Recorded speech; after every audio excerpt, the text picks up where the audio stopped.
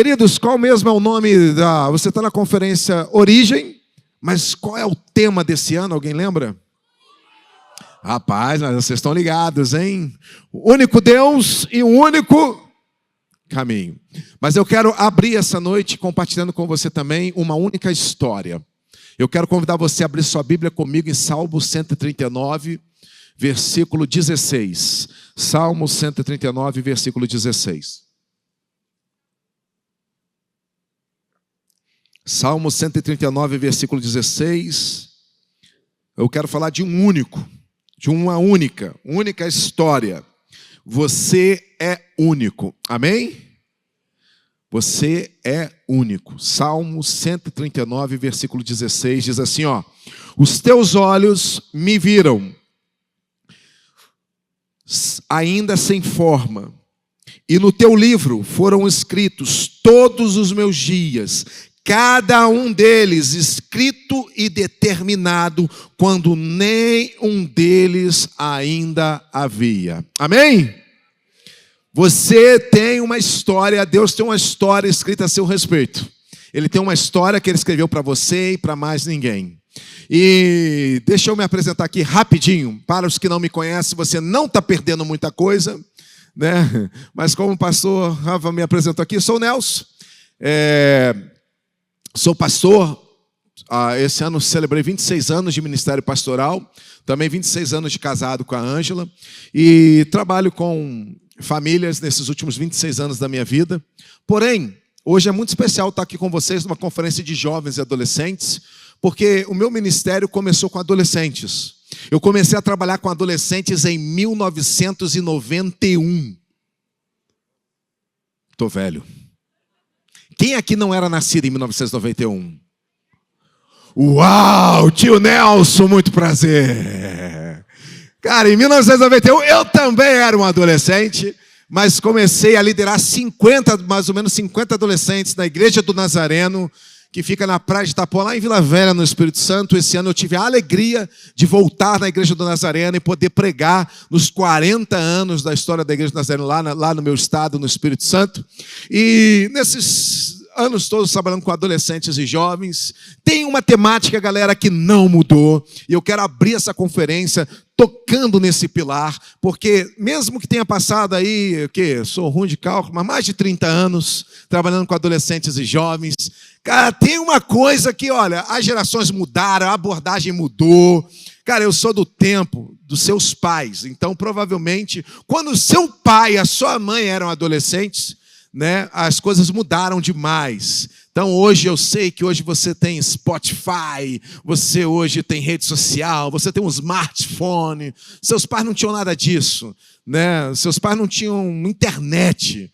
Depois da internet, quando veio em 1995, aí sim, usava a internet de escada. Só podia discar de madrugada, porque era um pulso só, né? E a internet, assim, para acessar a internet naquela época que seu pai era adolescente, ele acordava a casa inteira, porque tinha um negócio de placa de fax modem que tinha que discar, você tinha que baixar o discador da IG, e ali discava de madrugada. Você não podia nem acessar a internet escondido dos seus pais, porque fazia um barulhão. Então era um outro tempo. Mas apesar das coisas terem mudado, cara, seu pai, sua mãe colecionava papel de carta. Você pensa nisso, né? Seu pai usava pochete. Seu pai tirava onda com Walkman, auto-reverse. Se ele era rico, né? Se ele era pobre, né? Então, assim, as coisas mudaram demais. Então, nossos pais, assim, são de outra fase. Tem pais aqui? Algum pai, alguma mãe aqui hoje à noite? Uau, queridos, como as coisas mudaram e mudaram rápido, né? Hoje, nossos filhos adolescentes que estão aqui, os pais hoje têm uma dificuldade muito grande de entender os filhos, porque, cara, nós somos de outra época. Na nossa época existia bullying, mas não existia com esse nome, né? O bullying deixava a gente mais forte, a gente tinha os piores apelidos, né, na escola. E hoje nossos filhos, eles também são expostos a esse tipo de coisa, só que hoje o bullying acaba reverberando de outra forma no coração e na vida dos nossos filhos, né? Adolescentes hoje, um dos públicos mais sofrem hoje de questões relacionadas à alma são os adolescentes. Por exemplo, ansiedade. No nosso tempo, a gente não tinha ansiedade, né? A gente tinha surra mesmo, né? Então, hoje, os adolescentes sofrem muito de depressão. Você que está aqui hoje, que é pai, eu duvido você lembrar de um amigo seu na sua escola que sofria de depressão. Hoje, os adolescentes se automutilam. Eu duvido você lembrar, no seu tempo de adolescente, pai, mãe que está aqui, algum colega de escola que se cortava. Essas coisas não tinham no nosso tempo, né? Hoje, o maior índice do público que se envolve com álcool, que mais cresce, são os adolescentes. E quando você, pai, mãe, quando você era adolescente, seu primeiro contato com álcool foi na escola, dentro de sala de aula, cheirando uma prova. Aí você se entregou. Nossos filhos nunca vão saber qual é a emoção de pegar uma prova e dar uma cheirada nela. Os adolescentes estão me olhando assim, meu Deus, que papo de velho é esse? Pois é, cara, seu pai é do tempo que se cheirava a prova antes de fazer. A professora botava a prova virada assim, ninguém vira a prova antes de eu mandar, mas todo mundo cheirava ela, porque as provas vinham encharcadas cheirando a álcool, porque não tinha máquina de xerox, essas máquinas de hoje modernas, era tudo no mimeógrafo, à base de álcool, a prova já vinha doidona. Então as coisas mudaram e mudaram rápido, irmãos, não é nem tanto tempo assim. Né? Hoje nós temos WhatsApp. Eu lembro que a primeira rede social que eu acessei na internet era ICQ. Que era uma florzinha. Uma florzinha. Depois veio a modernidade, aí veio um tal de MSN, aí ficaram as coisas mais modernas, né? Depois veio a primeira rede social que bombou no Brasil, Orkut, Deus o tenha. Vou deixar um depoimento para você aí. Você queria mandar mensagem em privado, era por depoimento, mas se era para todo mundo ler, aí você mandava um comentário. Cara, as coisas mudaram. Mudaram rápido demais. Mas uma das coisas que não mudaram são as estratégias do nosso adversário. E trabalhando com adolescente, gente, você tem um tema, que o mesmo tema que é o da época do seu pai, chama-se vida sentimental. Vida amorosa. Olha, gente, aqui estamos adolescentes e jovens. Eu fico vendo vida sentimental, talvez você não saiba, mas o que mais tira adolescente da igreja chama-se namoro. E o que mais apaga a chamada e a fé no coração de um jovem na igreja chama-se relacionamento que não deu certo, namoro que termina. Então esse é um tema que mexe muito com a gente, mexeu com seus pais e mexe com as gerações até hoje. Talvez você não saiba, mas essa área é a área que mais mexe com a sua vida. E o diabo já sabe disso. Olha, a vida sentimental, galera, mexe com a gente mais do que qualquer outra área, com qualquer outro problema.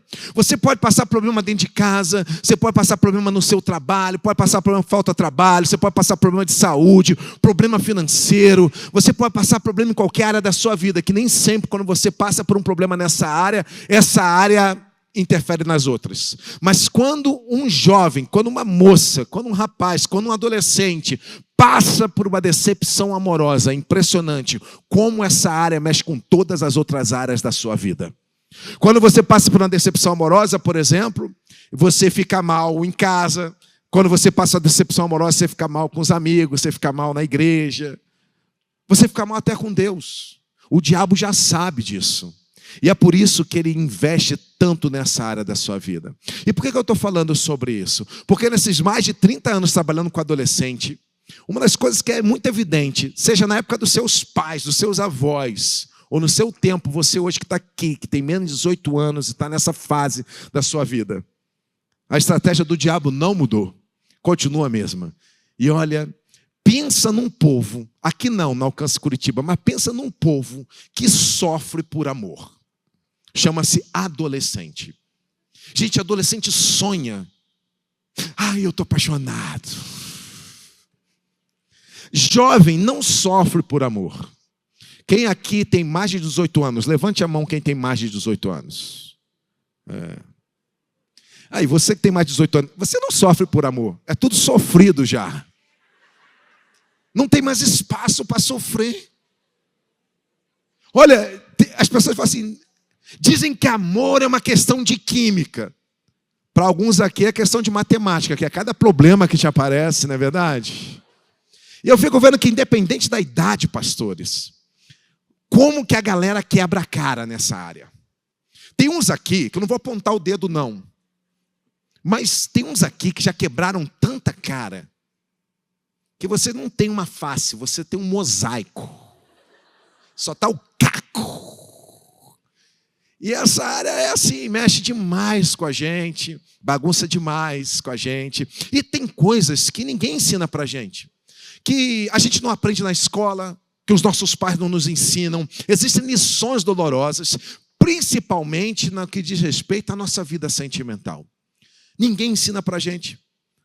Mas eu quero te dizer que Deus tem um plano para todas as áreas da sua vida, inclusive para a sua vida sentimental e para a sua sexualidade. Que são duas áreas que ninguém fala para a gente. Nossos pais têm vergonha de conversar com a gente na maioria das vezes. Que não tem curso, não tem escola para isso. Que os doramas não contam para a gente. Por que a risada? Por acaso tem dorameiras aqui? Uau! Sarangue. Tio Nelson tá ligado. Sua vida não é dorama, amém? Não é K-drama. Tem uma história escrita a seu respeito. Nós lemos aqui Salmo 139, versículo 16. Onde a palavra de Deus nos revela todos os teus dias foram escritos. Cara, a primeira vez que eu li esse texto, eu era um adolescente. Eu tinha 14 anos de idade, e quando eu li isso a primeira vez, eu fazia uma leitura anual da Bíblia. Primeira vez que eu propus isso no meu coração, eu tinha 13 para 14 anos, e eu lembro da primeira vez que eu li esse texto, quando eu estava lendo os Salmos. Um dia eu li esse texto pela primeira vez, isso bateu dentro de mim, e eu falei assim, como é que é? Deus tem uma história escrita a meu respeito? E aí eu parei, eu falei assim, cara, peraí, deixa eu ver se eu entendi direito. E aí eu li de novo e vi que todos os meus dias estavam escritos, determinados, cada um deles. Aí eu continuei a leitura anual da Bíblia. Aí eu cheguei lá num próximo texto, que é Isaías.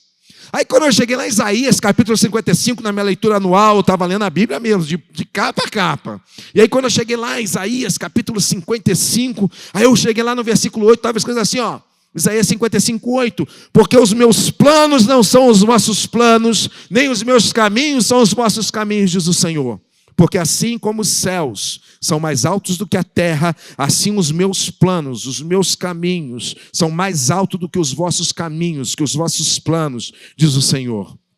Eles são mais altos que os vossos planos. Amém?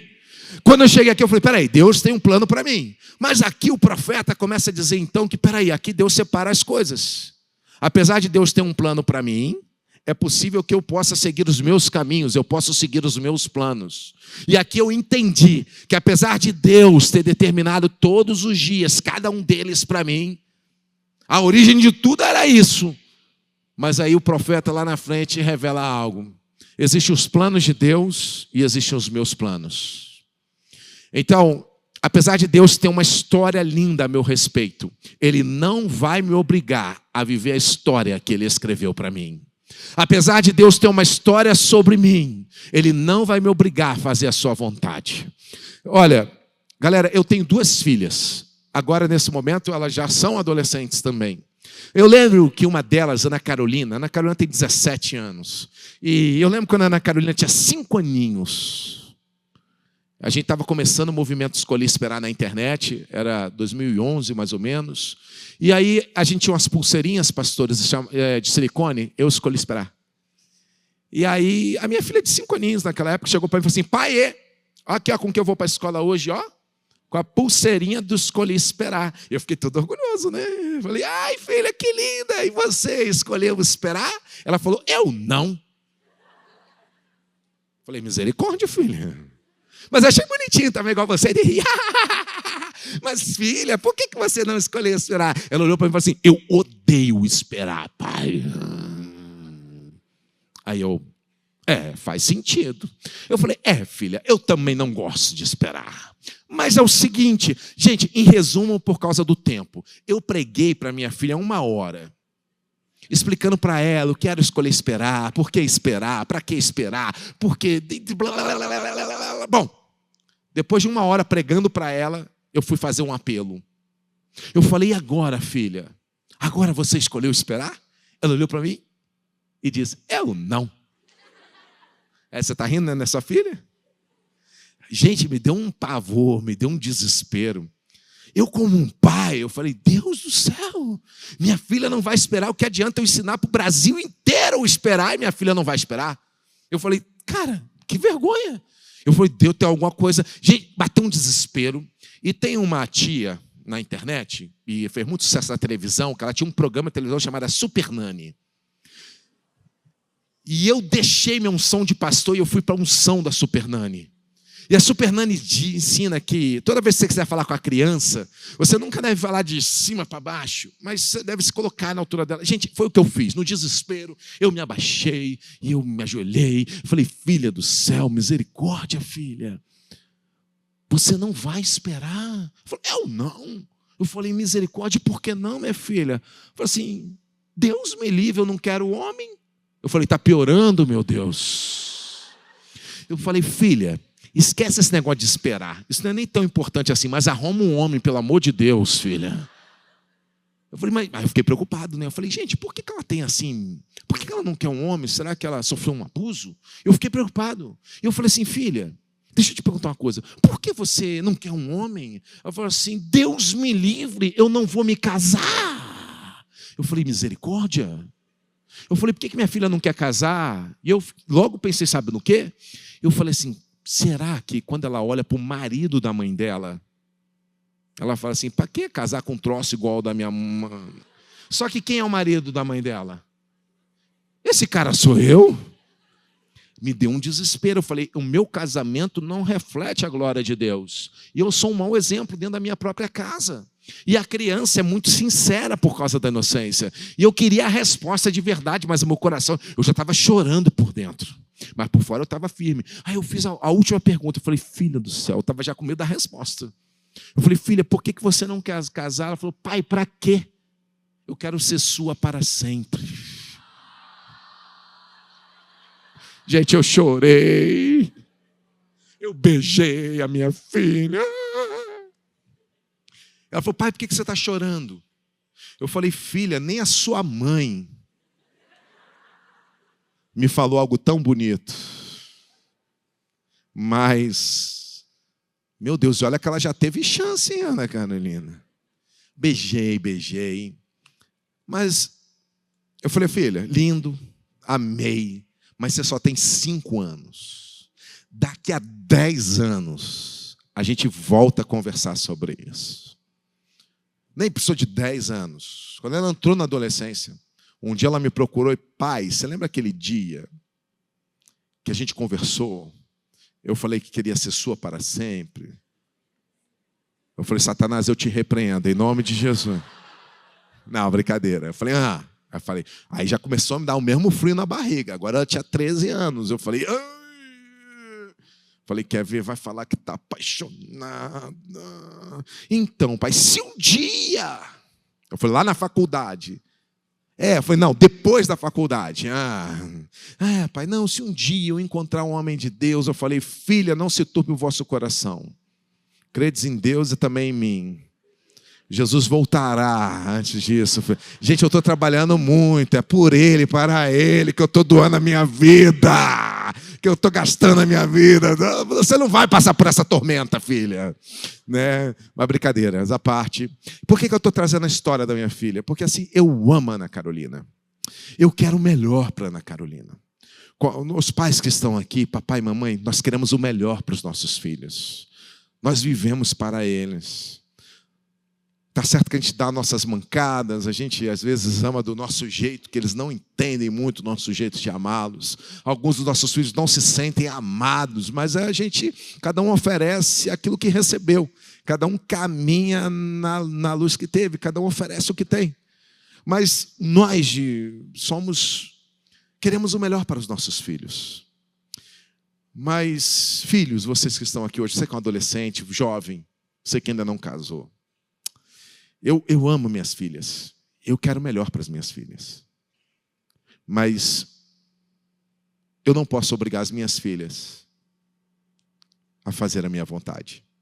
Eu quero, se eu pudesse escolher pelas minhas filhas, eu gostaria que as minhas filhas fizessem escolhas parecidas com as quais eu fiz. Mas o meu amor por elas não me dá o direito de escolher por elas. Você tem um pai que está no céu, Deus tem uma história linda a seu respeito. Mas deixa eu te dizer uma coisa, Deus não vai obrigar você, por mais que Ele tenha o melhor para você, a escolha é tua. E deixa eu te fazer uma pergunta essa noite, para a gente orar. Quais têm sido as suas escolhas? Tem tecladista aí, por acaso? Alguém que faz um som aqui para a gente? Não tinha teclado, né? Aqui não tem teclado. Essas bandas modernas, né? Não tem teclado? Traz uma sanfona, então. Rapaz, tem um teclado aqui de 3 Rapaz, modernizou, né, as coisas, né? Ô, produção, sei lá, bota um worship aí do YouTube aí, bota assim um pad pad estilo David Leonardo que faz as pessoas chorarem. Põe aí para mim. Tá indo para a internet? Não, né? Ai, graças a Deus. Edita, tira essa parte, senão eu perco a amizade com o Dave. Não, brincadeira. Queridos, eu quero abrir essa conferência Origens. Eu quero dizer para você, cara, Deus tem o melhor para você. E se eu pudesse deixar alguns conselhos rápidos aqui.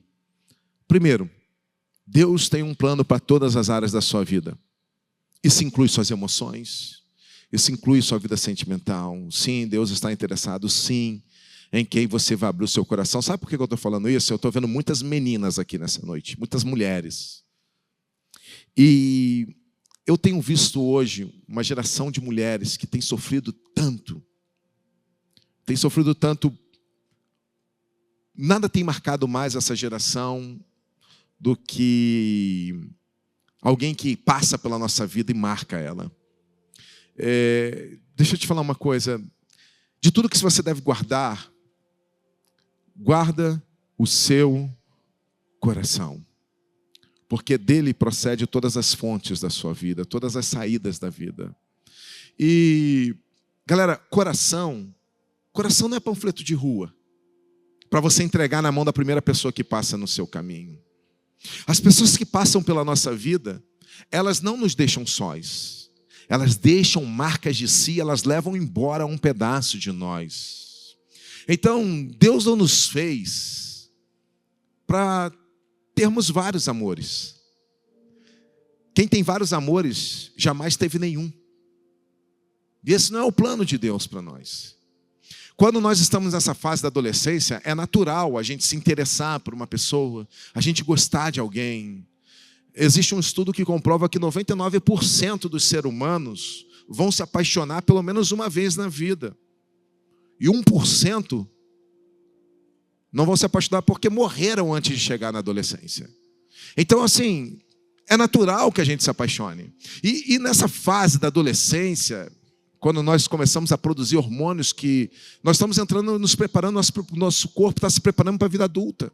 E é nessa fase da adolescência, as meninas são marcadas pela menarca, né, que fala lá, a primeira, quando vira mocinha e tal, os rapazes são marcados por sair da infância, entrar na adolescência, é aquela fase que as nossas pernas crescem mais do que o nosso corpo, né? E a gente começa a falar grosso, começa a nascer um bigodinho horroroso aqui, né? Aquele parece que tomou Nescau e não limpou, né? A gente começa a nascer pelos debaixo do braço, pelos no pé e por aí vai.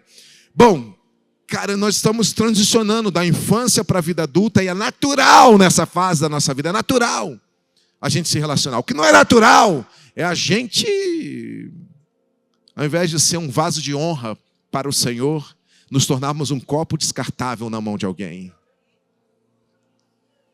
E aí a gente acumula feridas, marcas, se machuca, se arrebenta. E, querendo ou não, a gente vai levando essas marcas. E esse não é o plano de Deus. Deus tem uma linda história a seu respeito, amém? Nós cantamos aqui sobre o pai. Na última canção aqui, o Israel, que cantamos aqui, declaramos sobre o pai. Deixa eu te falar uma coisa, você tem um bom pai. Um pai que cuida de você, um pai que tem o melhor para você. E aí, só que, assim como Deus, quando Deus quer te abençoar, Ele sabe quem coloca na sua vida. Mas o diabo, quando ele quer te destruir, ele sabe quem coloca também. E o diabo é astuto. O diabo não vai vir mais como uma serpente, igual apareceu para Eva. O diabo não é aquele ser vermelho de chifre. Eu sou o diabo e vim aqui para te destruir. Tá vendo esse crush? Esse aqui vai arruinar a sua vida, amada. Não. Às vezes o capeta vem disfarçado de um oi, sumida,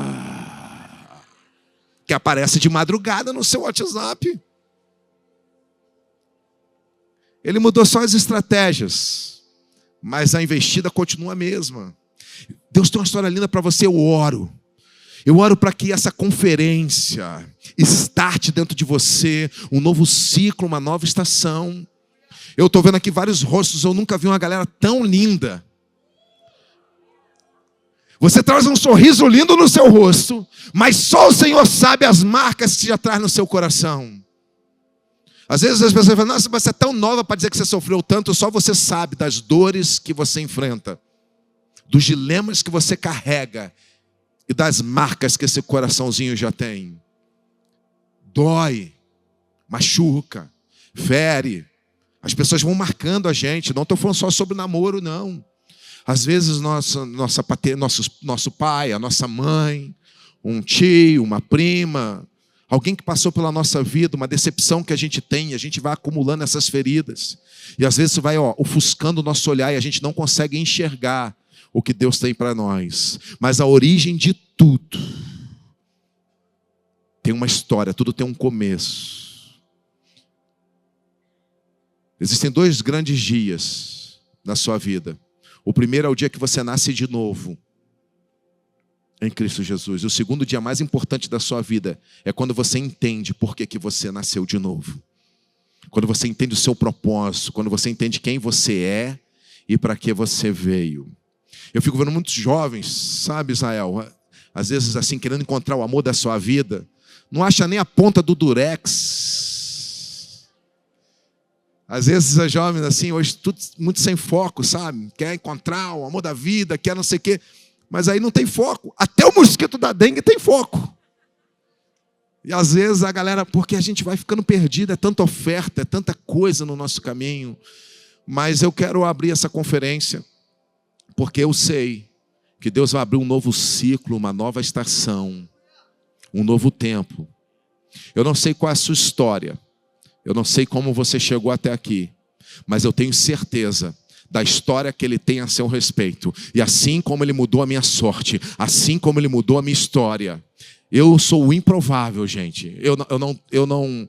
Se tinha um cara improvável para estar aqui nessa noite falando para você, esse cara sou eu. Eu era um cara tímido. Gente, vocês não fazem ideia. Eu tinha problemas emocionais grandes, complexo de inferioridade. Eu era feio. Eu sei que é difícil você olhar para mim hoje e falar, não, Nelson foi feio, não é possível. Cara, eu era muito feio, eu não era pouco feio. Gente, eu era tão feio, tão feio. Se você olhasse assim de longe, eu era muito feio. Mas se você chegasse perto, parecia que eu estava longe. De tão feio que eu era. E um dia eu estava lendo a Bíblia aqui em Isaías, eu lembro na minha leitura bíblica, um dia eu li assim um versículo assim, nenhuma beleza havia sobre ele. Eu falei, Isaías me viu aqui. Não bastava ser feio, cara. Eu era 25 quilos mais magro do que tu está me vendo hoje. Cara, eu era pele e osso. Eu só tinha cabeça. Eu parecia um palito de fósforo, sabe? Fininho, com a pontinha preta, assim, ó. Gente, eu era tão magro, que eu era a visão de dizer, o Vale de Ossos Secos, sabe? Eu estava ali, gente, naquela visão. Ele estava me vendo ali. Eu era tão feio, que eu estava namorando a Ângela, já tinha uns 6 meses, Israel. Eu namorava ela 6 meses. Aquela incircuncisa. Aí, depois de 6 meses, ela olhou para mim e falou assim, nossa, você sabe o que eu acho bonito em você? Ou seja, ela levou 6 meses para achar algo bonito em mim. Aí você está rindo, mas o meu coração vem na boca. Eu falei, uau, pela primeira vez alguém achou alguma coisa bonita em mim. Eu perguntei, o que foi, Ângela, que você achou bonita em mim, né? Fiquei todo assim, meu Deus, é você mesmo, mas tá bom. O que é lindo em mim? Ela falou, o cílio dos seus olhos, eles são compridos assim, ó. O sonho de toda mulher. Eu falo, como é que é? A única coisa que eu tenho de bonita é de mulher. Mas Jesus mudou a minha história. Jesus mudou a minha sorte. É assim que Ele faz. Deus muda história, Deus muda ciclos, Deus muda estações, mas Deus pode mudar a sua sorte também. Fique de pé. Coloque suas coisas sobre a Bíblia. Fala igual o pastor Luciano fala, fica de pé para você achar que está acabando. Essa frase clássica do pastor Luciano Subirá. Mas coloque as suas coisas sobre a cadeira, ninguém vai mexer, ninguém vai roubar. Bom, assim a gente espera, né? Mas, queridos, você vai mergulhar aqui. A conferência é só hoje e amanhã, pastores? Só? Mas só amanhã à noite de novo? Não. Tem de tarde. Então você vai ter aqui um intensivão esse final de semana, onde nós vamos mergulhar em Deus, amém? E eu creio que Deus tem muita coisa para fazer nas nossas vidas. Na minha vida, na sua. Você crê nisso? E eu quero orar, começar orando por esse tempo. Fala, Senhor, que teu servo ouve. Os anjos estão falando aí, ó. Você ouviu, varão? Você ouviu? Eu também ouvi, você ouviu? Ah, pá, manifestando, hein? Olha aí.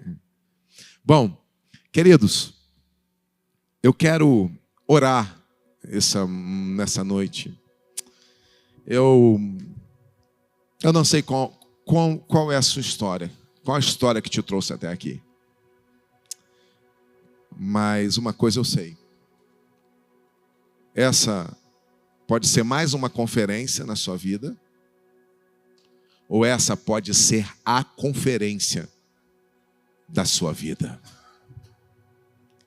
Cara, o dia que eu li esse texto, que Deus tinha uma história a meu respeito, eu falei, opa, como é que é? Pode tirar aqui, produção, por gentileza, para eu não atrapalhar aqui a gig.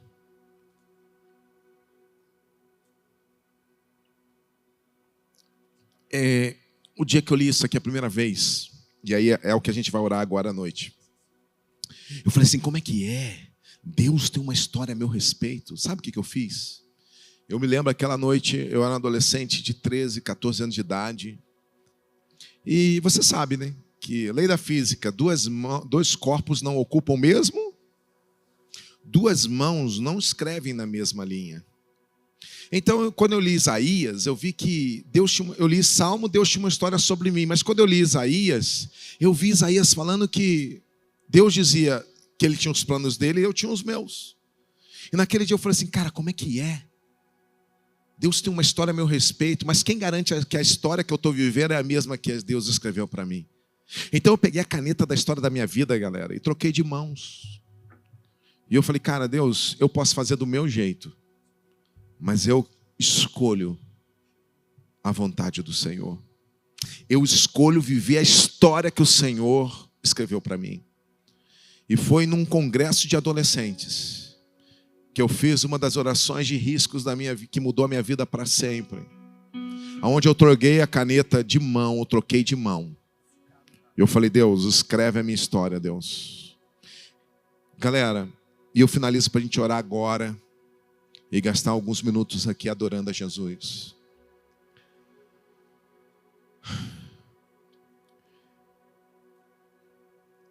Eu não queria ser igual todo adolescente. Eu olhava para os adolescentes, meus amigos adolescentes, eu via como os adolescentes sofriam.